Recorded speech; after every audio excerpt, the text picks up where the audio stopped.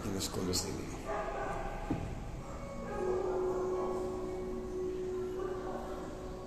Jesus, amigos espirituais que são responsáveis por esse trabalho doutrinário da noite, através do sistema de comunicação das redes sociais, nós te pedimos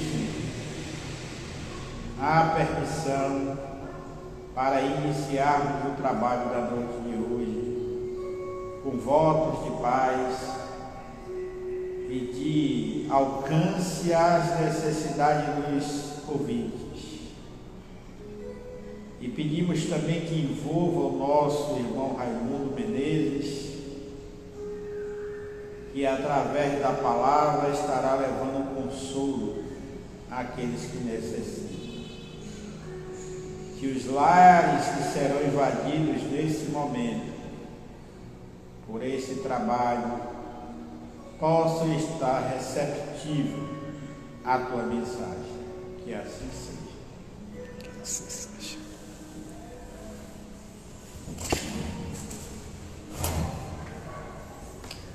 Boa noite, caros seguidores do Centro Espírita Trabalhadores da Seara do Cristo e da doutrina dos Espíritos. O nosso cordial abraço a todos vocês. Hoje nós temos uma tarefa de nos arremeter a um processo de entendimento sobre algumas passagens que o Cristo nos desafia. E também nós vamos ficar muito à vontade para conversarmos. Hoje, por ser quarta-feira, nós fazemos o tema como evangelioterapia. E evangelioterapia se entende que é uma troca de experiência entre aqueles que participam. Quem está expondo, ele não fala só. Então eu vou trabalhar com vocês dessa forma na noite de hoje. Gerenciar o contexto de identidade no mundo atual tem nos pedido muito.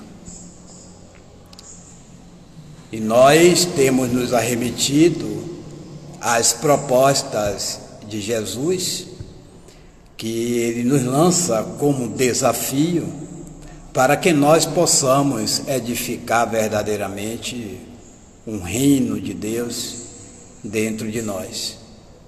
Edificar na terra o reino da verdade. E quando nós buscamos nos deparar diante dessas propostas, nós buscamos verdadeiramente sentir que há uma necessidade de fazer uma reforma interior para que nós possamos viver mais em paz. Quando nós falamos no contexto atual, é porque nós temos sofrido os demandos da nossa própria personalidade, da nossa própria atuação.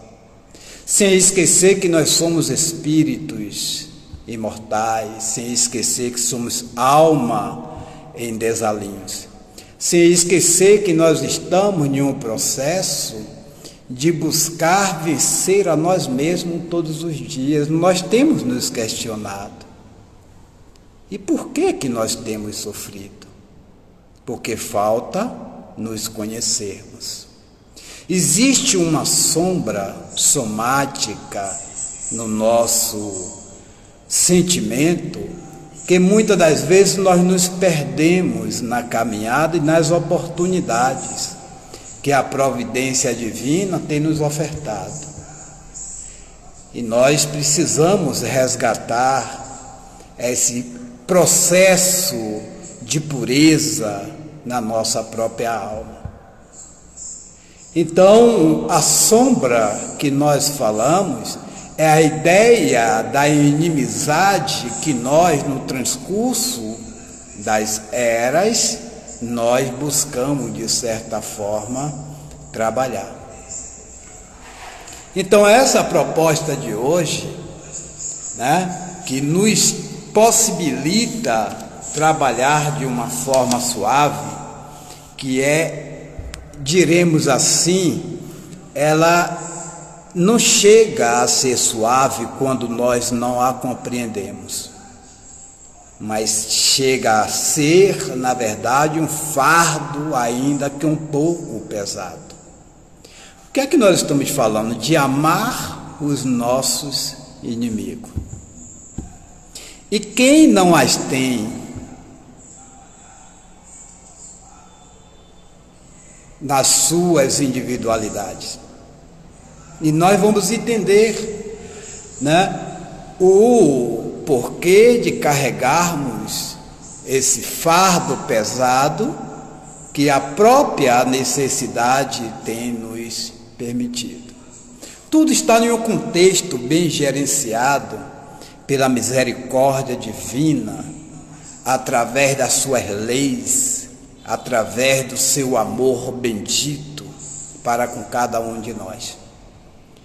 Existe colaboração de N homens do pensamento, existe colaborações de N espíritos desencarnados, conscientes das suas responsabilidades diante das leis inderrogáveis, para que nós possamos nos moldar. Mas para que nós possamos nos moldar, precisamos conhecê-la. Enquanto nós não o conhecemos, nós vamos carregando o azedume da nossa própria pertinência, do nosso próprio desmando, da nossa própria ação destruidora, que nós nos acostumamos a palmilhar. Então, a mais esses inimigos, ele vai revolver com a nossa intimidade. Porque qual é a proposta de Jesus? É fazer ao outro o que nós gostaríamos que o outro nos fizesse. Isso é um praxe da vida. É um direito que Jesus nos apresenta, se verdadeiramente nós queremos sermos felizes, se nós quisermos estar em paz, se nós quisermos estar tranquilo conosco mesmo, dormir o sono do justo. Mas aí há esse sentido desafiador. Eu preciso aprender a me conhecer, eu preciso aprender a conhecer o outro, para que eu possa centrar esses valores divino na minha intimidade e possa a partir daí solidificar esse entendimento do valorizar o outro, do respeitar, do entender o outro.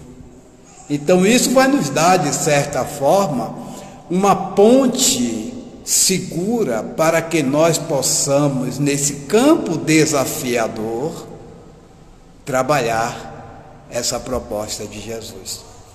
Então vejamos o que, depois de submeter às ideias de Mateus, que o próprio Kardec vai nos apresentar. A diversidade na maneira de sentir, nessas duas circunstâncias diferentes, resulta mesmo de uma lei física, a da assimilação e da repulsão dos fluidos. O pensamento malévolo determina uma corrente fluídica que impressiona penosamente.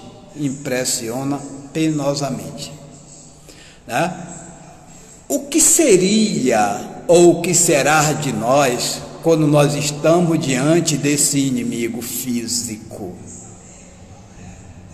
Como nós nos comportamos diante dessa real possibilidade do inimigo?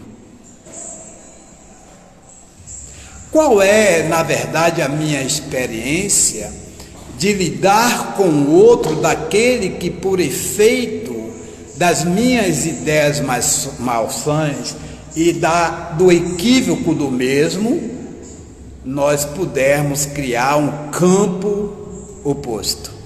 Como é que nós nos sentimos? Você tem inimigo? Eu tenho inimigo? Como é que nós administramos isso?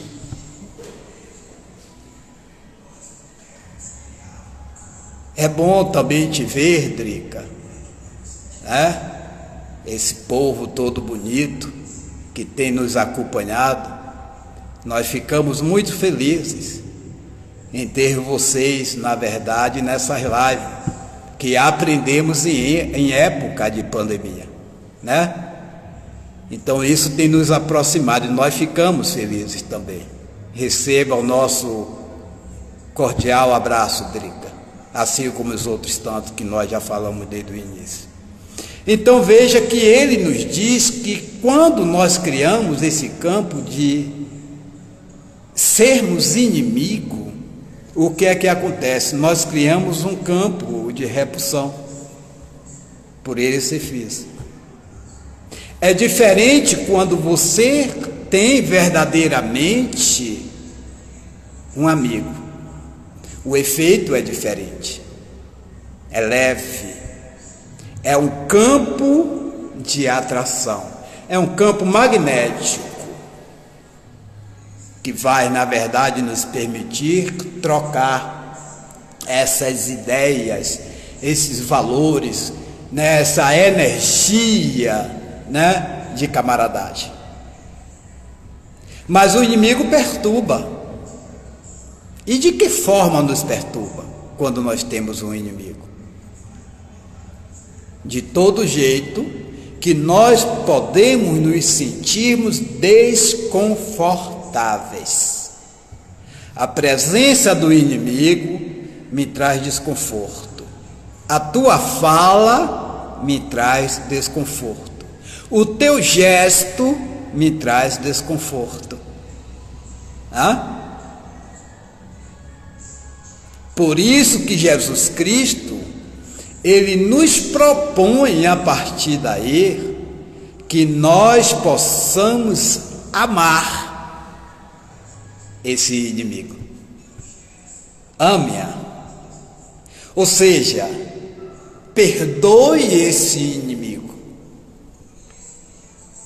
para que você possa ter uma leveza no teu andar, possa ter uma leveza no seu estar, possa se sentir pleno para contigo mesmo.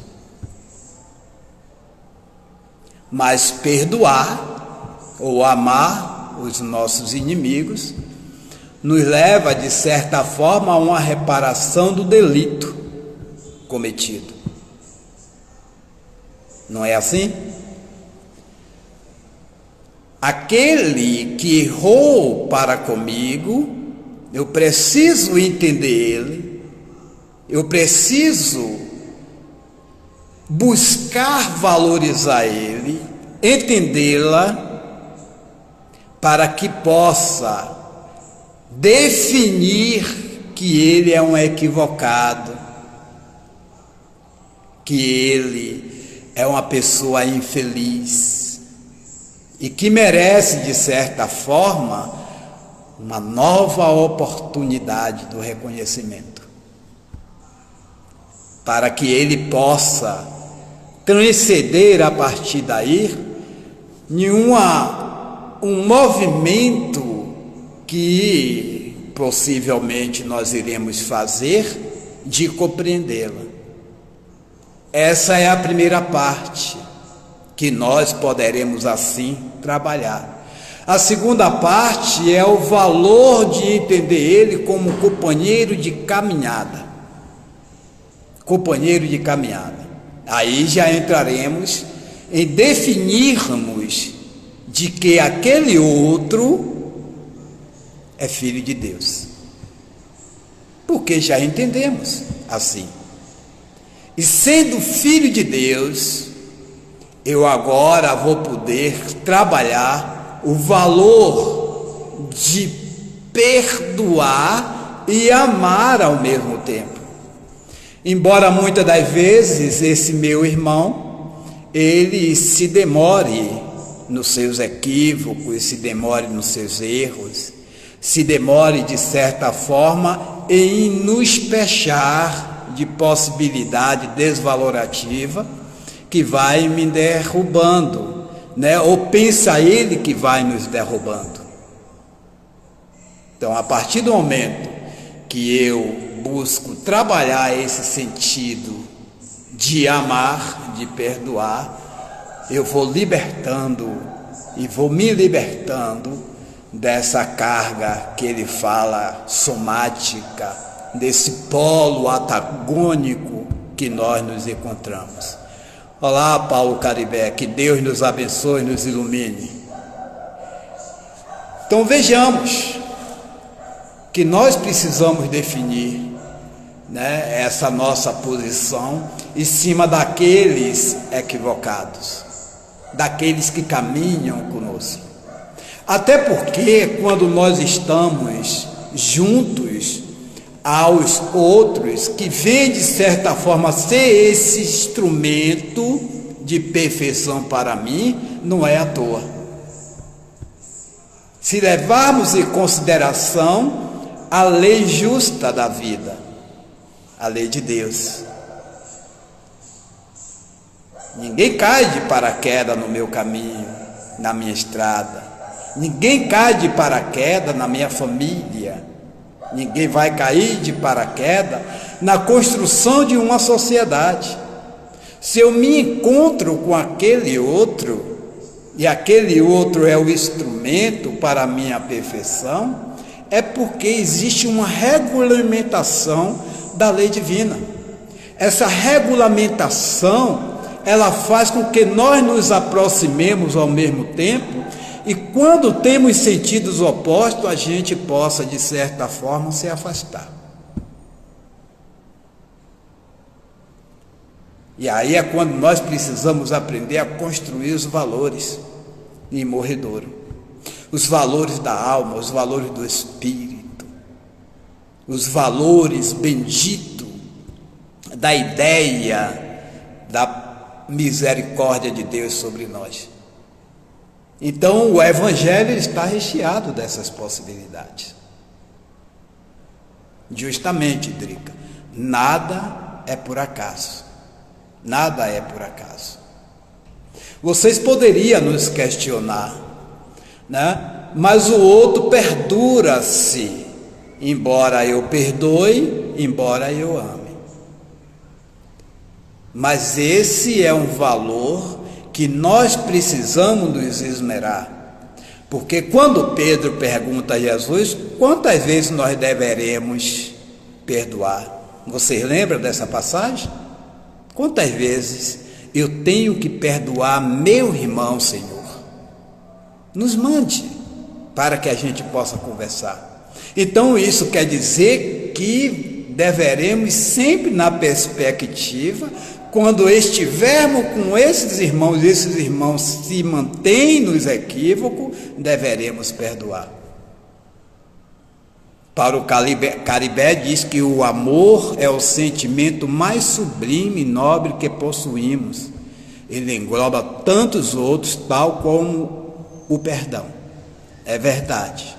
Eu só preciso conhecer e preciso sentir esse amor, para que eu possa daí colocar ele em prática na sua justeza, conforme Paulo está falando.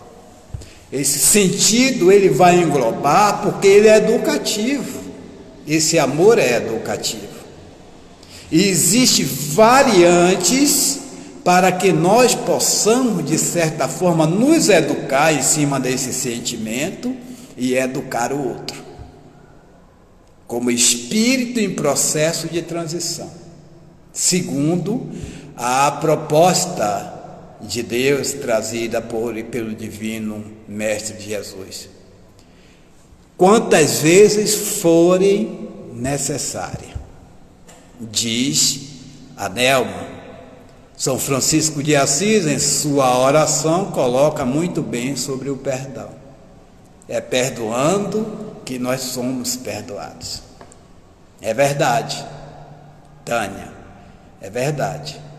Sem essa compreensão de que eu só posso ser perdoado se perdoar o outro, eu estou sempre em equívoco comigo mesmo. O Evangelho, ou o Pai Nosso, ele tem essa característica bem definida, quando nós fazemos ele suavemente e pensado, deixando que o nosso pensamento centre-se em Deus, conecte-se com Deus, para que nós possamos sentir na hora do Pai Nosso. E aí nós vamos falar: perdoa as nossas ofensas, assim como nós deveremos perdoar a quem nos tenha ofendido. Olha aí. Jamais eu vou ter a condição de me socializar com Deus se eu não perdoar aquele que me tem ofendido, porque está lá também. Quando quiserem fazer uma oferta a Deus, chegar a Deus, né? Ide ao altar, mas antes de ir, vai e reconcilia-te com o teu adversário. Reconciliar é ir, é compreender, é perdoar, é amar. E aí depois eu posso ir simbolicamente com a minha oferenda e fazer o depósito no altar para Deus, que era na época dos judeus que assim se fazia, né? De fazer as ofertas de tudo quanto era natureza. Mas ide primeiro se reconciliar com o teu adversário. E aí nós estaremos leves para que possamos nos conectar com Deus.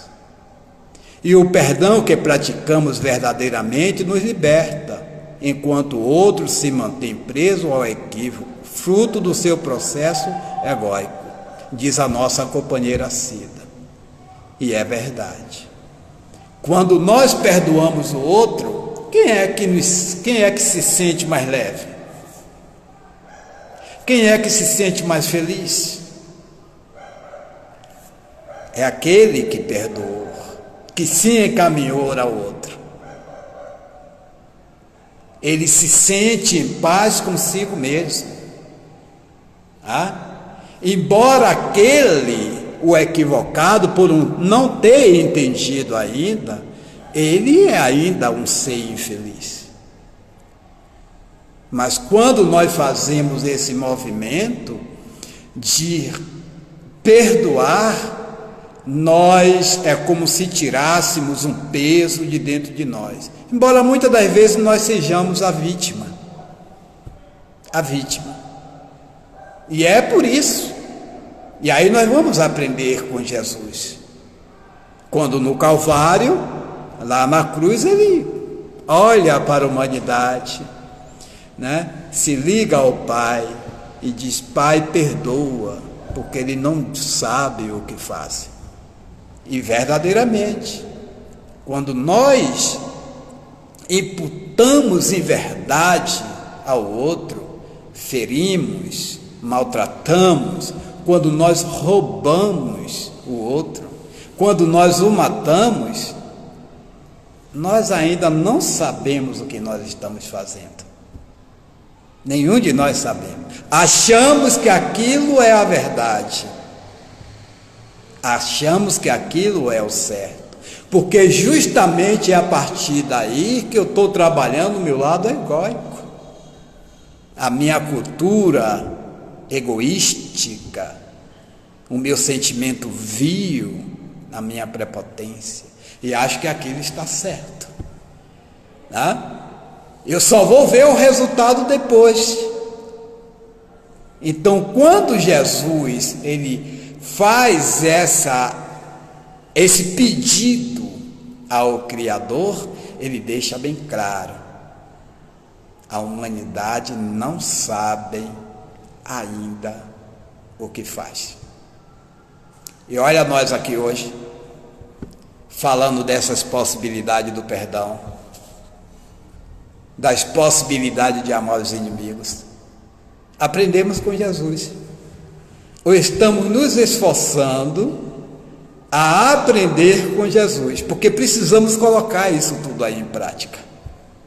Precisamos lembrar que nós estamos em uma vida de desafios e vivemos em uma comunidade, vivemos em uma família, vivemos socializando nossos sentimentos, nossas ideias, né? Arrumando nossas possibilidades de ferramentas materializadas. E é aí que nós precisamos colocar isso em prática. Quando nós viemos aqui hoje, como está acontecendo em várias partes do mundo, né?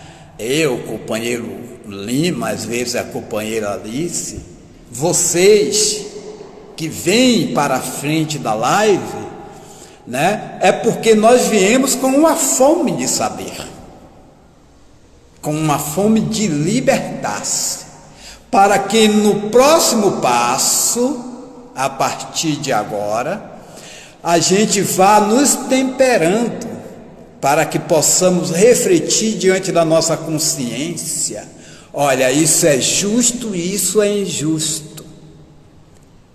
Eu não vou fazer dessa forma, eu vou fazer dessa forma que não vai me trazer prejuízo nem prejuízo ao outro. Olha a diferença do nosso nível espiritual que estamos hoje, diferente daquele nível espiritual. Sim, dona Drica, não é fácil. Se fosse fácil, nós não estaríamos na reencarnação. Nós não estaríamos no corpo físico. E quem disse que iria ser fácil? Qual foi o mentor espiritual que abonou a nossa reencarnação que nos disse que ia ser fácil? Ninguém nos disse. Todos eles disseram: você terá que vencer a você mesmo. Nós não temos que vencer ninguém. Então esse é o grande desafio. Mas se eu me enquadrar nas justas razões dessa lei de consciência e começar a palmilhar o meu caminho, eu não vou achar tão difícil. Eu não vou achar, porque eu sei que a vida é assim. Ainda estamos em um mundo que estamos sendo experimentados. Eu ainda não construí o reino de Deus dentro de mim. Nós ainda não construímos o reino de Deus dentro de nós.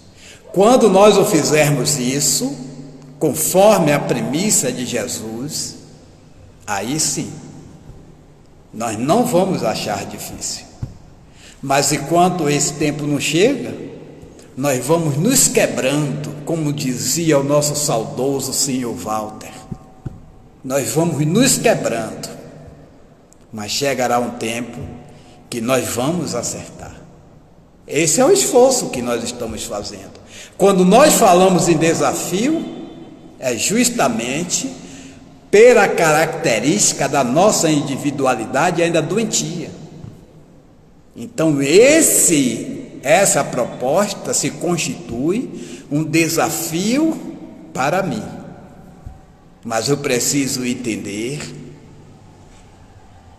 que se eu me esforçar, me esmerar, me conectar com o Divino Mestre Jesus, eu vou acertar, porque eu sou filho de Deus.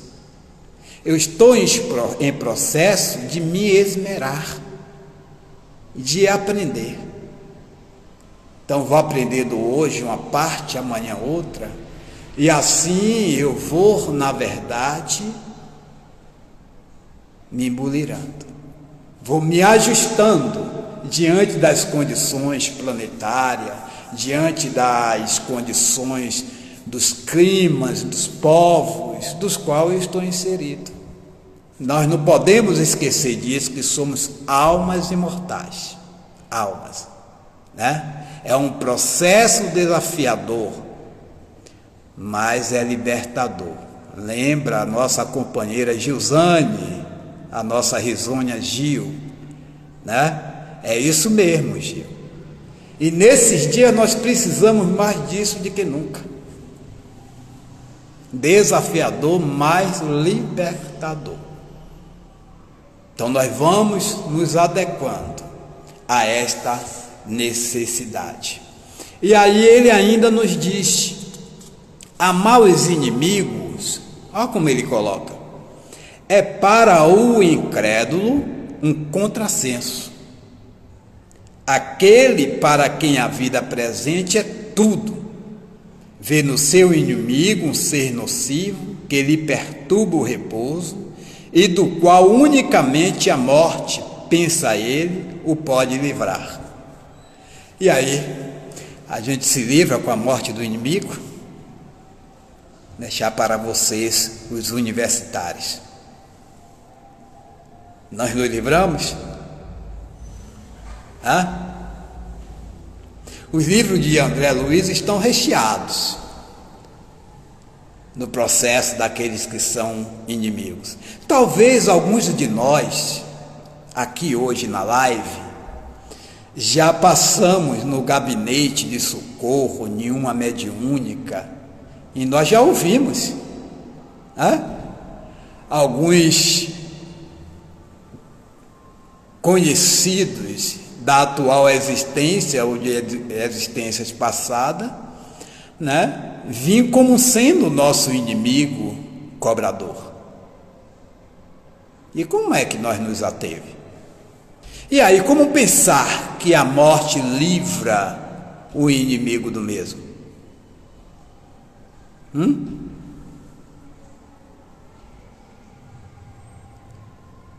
Então, a gente não se livra.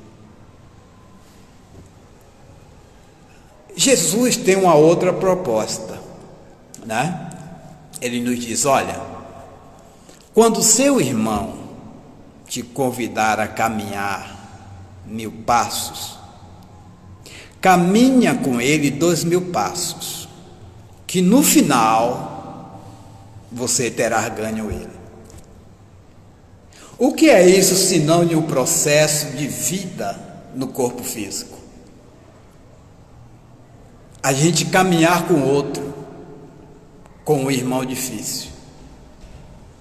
Ele vai nos convidar a caminhar 1000 passos, mas você vai com ele caminhando, esticando, leva ele até 2000. E se você tiver uma ideia precisa, construída, divina, um amor bendito, no final de linha, você vai ter ganho ele. Vai adocicar, vai educar, vai fazer com que ele mude os seus padrões vibratórios. E aí você chegou no final.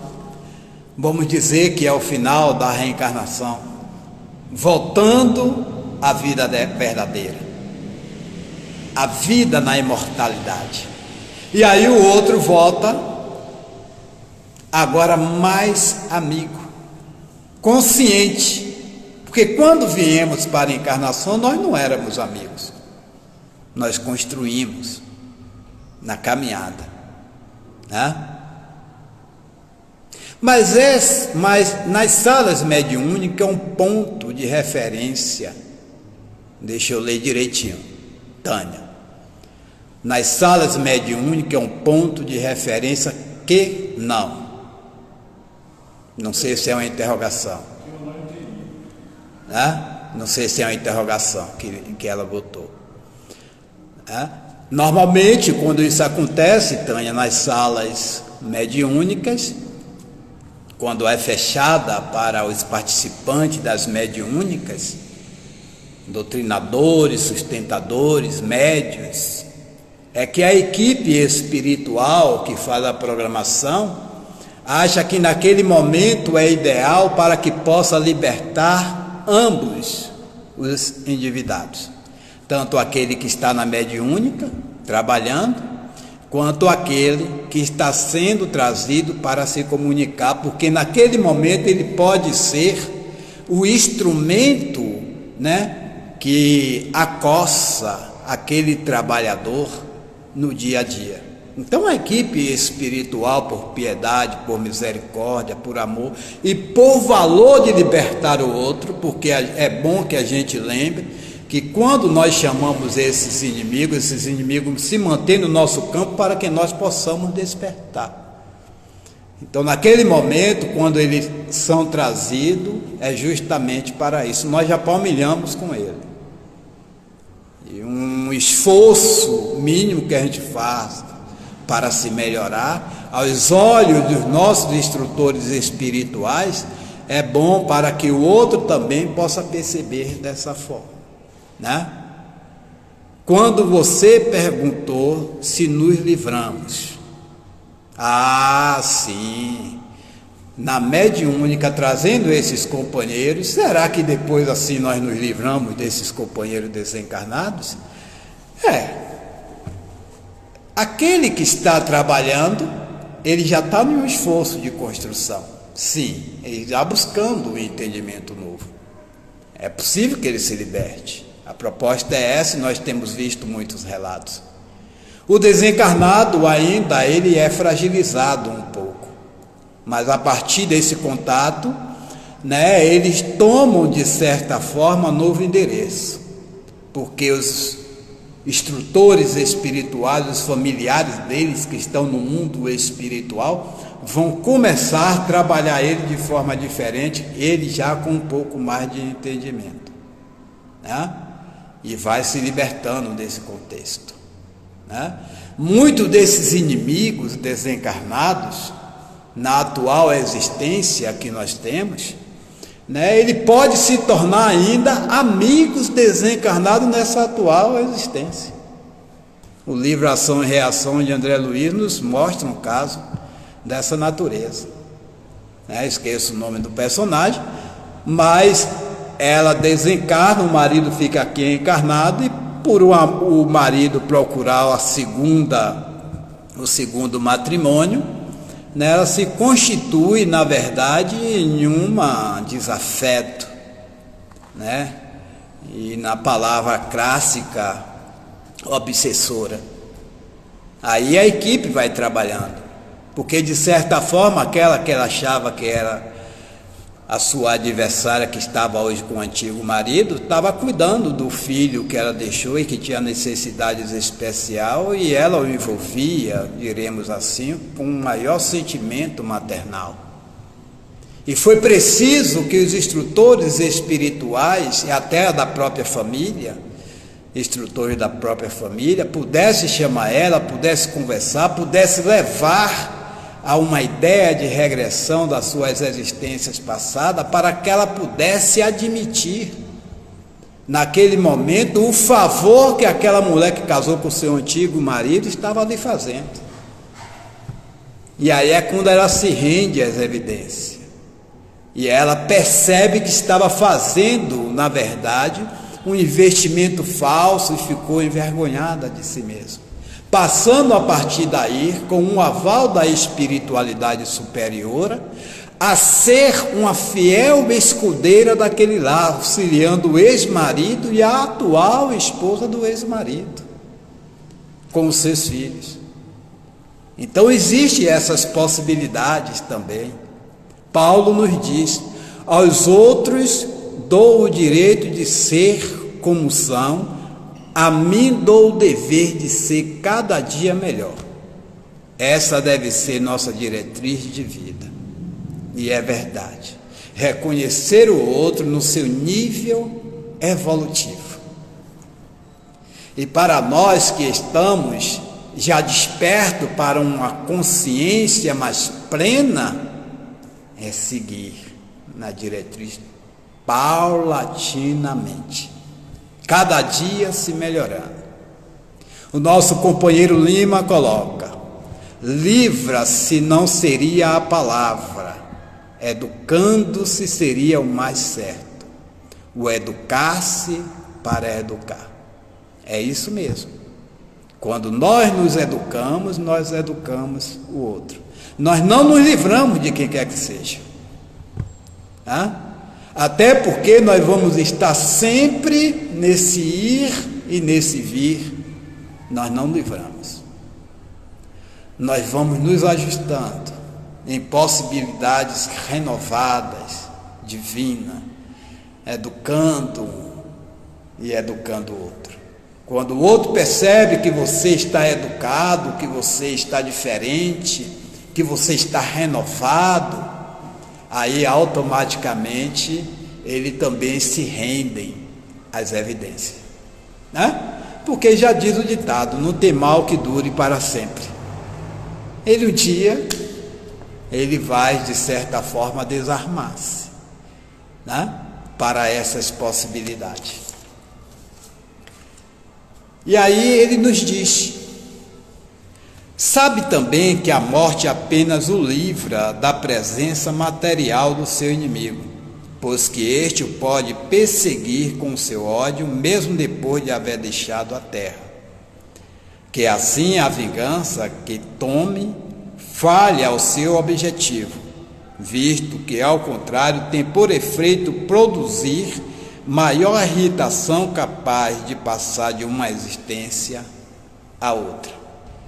Imaginemos retornar ao plano espiritual depois de mastigar os anseios ainda em físico, voltando ao mundo espiritual, deparar-se com adversários, com inimigos desta natureza. Nós no mundo espiritual não precisamos mais ser acorrentados, não precisamos mais sermos manietados, né? Possuídos, não precisamos mais ser escravizados como bestas no mundo espiritual.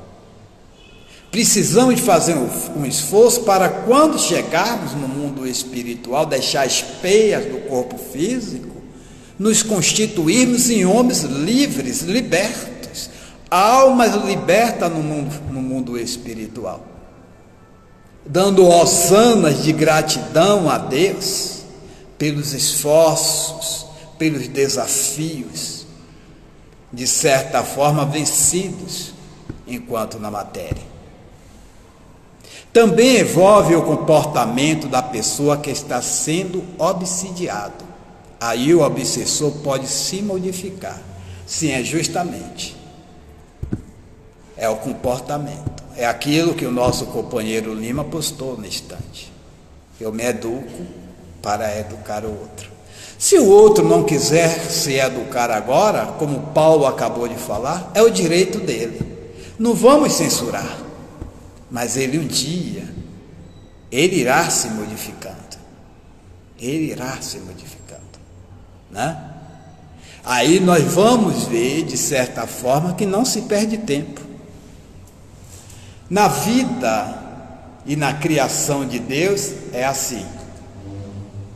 A natureza não dá saltos, ela dá passos.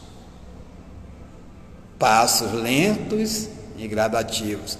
Está lá em O Livro dos Espíritos. Então, se eu tenho essa consciência, se eu sou espiritista, eu me alimento da imortalidade, seja em que época for, em que situação me encontre, né? Eu vou saber que o outro também é imortal. Então, se ele não alcançou o que eu alcancei hoje, ele alcançará amanhã. Seja no corpo físico, em uma oportunidade reencarnatória, seja no mundo espiritual, mas ele vai despertar. nós vamos despertar. Quem éramos nós outrora? Quem éramos eu? Quem éramos Lima? Quem éramos Tânia? Quem éramos Cida? Quem éramos todos vocês que estão nessa live? Pensemos nisso. Mas hoje, a ideia libertadora, a ideia reeducacionista, ela nos leva a uma referência de consciência com a verdade. E nós hoje temos medo de dar o passo em falso. Nós temos medo de nos comprometermos mais do que nós já somos comprometidos. Então demos um passo à frente. Então o outro, ele também vai fazer esse caminhar. O outro, ele vai, de certa forma, se auto-percebendo. Nós precisamos fazer a nossa parte. Então isso é o que? A implantação do reino de Deus dentro de nós. É assim que vamos construindo uma terra feliz. E ainda tem um ponto diante dessas possibilidades, que ele nos diz: os preconceitos do mundo, os preconceitos do mundo sobre o que se convencionou chamar ponto de honra, produzem essa suscetibilidade sombria, nascida do orgulho e da exaltação da personalidade, que leva o homem a retribuir uma injúria com outra injúria, uma ofensa com outra, o que é tido como justiça por aquele cujo senso moral não se ache acima do nível das paixões terrenas. Meu chefe disse que eu só tenho 3 minutos, das paixões terrenas. Não revide o mal com o mal. A Federação Espírita Brasileira tem uma campanha: um crime não compensa outro crime. Então o mal não se compensa com o mal. Faça o bem. Esse é o inimigo materializado que se apresenta sobre nós. Agora pensemos no inimigo interno, individual. Às vezes eu sou inimigo de mim mesmo.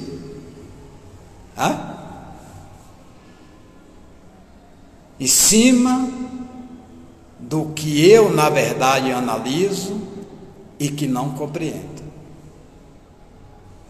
Sou inimigo porque eu carrego dentro de mim, o que existe mais bruto do meu orgulho. Então, automaticamente, vai ser um campo desafiador. O mais difícil é quando o inimigo está encarnado e vive, não consegui ver, e vive nessa propensão. Eu preciso me compreender para compreender o outro. O mais difícil é quando o inimigo está encarnado e vive na mesma casa. Na pandemia aumentou absurdamente o número de mulheres vítimas de violência doméstica. É verdade, é o que nós falamos. Nós vivemos em sociedade. Nessa pandemia, vivendo, sendo maltratado dentro de casa, Nesse momento estamos, de certa forma, vivendo, no nosso verdadeiro meio de desafio, que é da família. Mas precisamos trabalhar para isso, ir se educando. As leis materiais estão aí, a lei divina. E também não poderemos esquecer que nós temos um programa precisamos nos esforçarmos para que o outro possa tratar os seus pares com respeito e com amor, né? Agradecemos de coração a vocês, ao Divino Mestre Jesus, agradecemos, né, a espiritualidade por essa hora e rogamos por todos que estão nos hospitais, que estão desencarnando, que estão buscando se recuperar, inclusive companheiros ligados a esta casa, que alguns estão nos hospitais, estão nas UTIs. Nós deveremos reforçar as nossas orações para que chegue até esses nossos irmãos. A humanidade precisa de nós e nós precisamos da humanidade para construirmos um mundo melhor. Deus nos abençoe, nos ilumine, nos dê uma boa noite, em nome da misericórdia de nosso Senhor Jesus Cristo. Um forte abraço a todos. Fiquem em paz.